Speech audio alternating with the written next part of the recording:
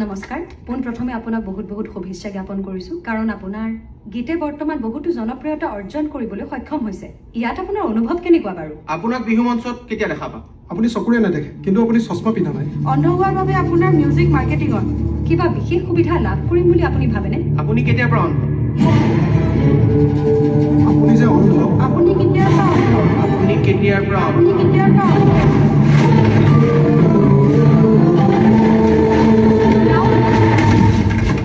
অন্ধ নহয় I'm an artist.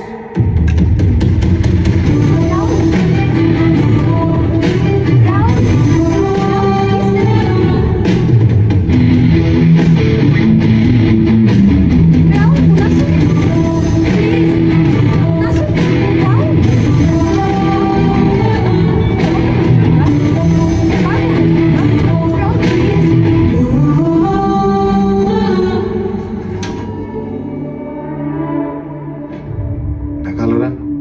খংটো অলপ বেছি যেন পাইছোঁ তুমি আমাৰ কোম্পানীৰ এটা ভাল এছেট মিনছ ভেলুৱেবল এছেট